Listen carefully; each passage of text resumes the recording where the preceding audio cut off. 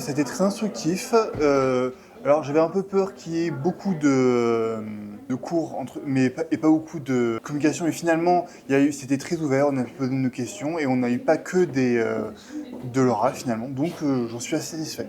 Quelque chose que moi, en tant qu'étudiant, j'ai un peu de mal à accepter, c'est que finalement, c'est pas grand-chose. Ce que j'apprends, c'est vraiment les premières bases d'un sujet, alors qu'on étudie quand même beaucoup, c'est vraiment les premières bases d'un sujet qu'on comprend absolument pas, et il va falloir augmenter notre champ de connaissances. Jusqu'à présent, on se posait pas les bonnes questions, on se posait des questions de quel cours on voulait apprendre, qu'est-ce qu'il y avait dans le cours. Maintenant, c'est vraiment qu'est-ce qu'on veut savoir en tant qu'ingénieur. Alors je trouve que c'est très enrichissant, surtout nous en tant qu'étudiants ingénieurs, de voir un peu les actualités du monde agricole, donc surtout de voir comment les différents acteurs peuvent se réunir et peuvent ensemble trouver de nouvelles solutions pour du coup répondre à une agriculture beaucoup plus durable. Donc là on l'a vu avec le projet Ecophyto qui vise vraiment à réduire l'usage des pesticides dans une logique de santé humaine, animale, mais aussi pour l'environnement. Les gens s'intéressent à ces nouvelles pratiques, les gens surtout s'interrogent pour savoir si ça va être efficace, parce qu'il ne faut pas oublier qu'il faut aussi répondre à des critères socio-économiques.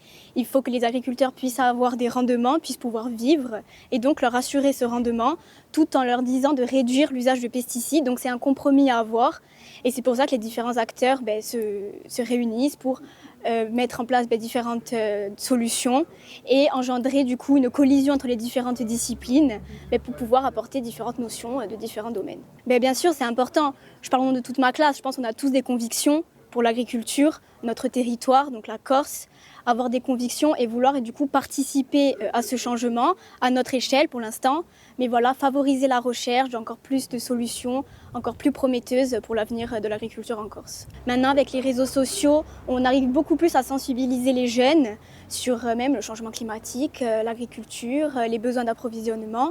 Donc oui, je pense qu'ils sont beaucoup plus engagés et on le voit, on est beaucoup dans la classe à s'être engagés dans cette formation, même des BTS, des autres filières qui aimeraient contribuer à cette agriculture beaucoup plus durable.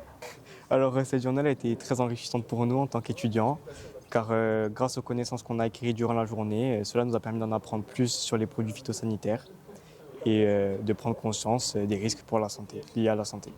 Moi, je trouve cette journée très utile, surtout dans la filière auquel donc on est, c'est-à-dire en BTS agricole, surtout au lycée agricole de Borgo. Moi qui aimerais poursuivre surtout des études dans ce domaine-là, je trouvais la journée super intéressante de mon point de vue à moi. Moi, j'ai bien aimé le fait qu'il parle enfin, après ça c'est un peu dans le sujet, on va dire, de maintenant, mais je parle de l'IA et de la robotisation, qu'il mélange ça à l'agriculture et qui s'en sert justement pour contrer et faire de la prévention au niveau des ravageurs et des maladies, quoi. Voilà. Tous nous qui sommes dans ce genre de formation, je trouve ça super intéressant pour nous, quoi.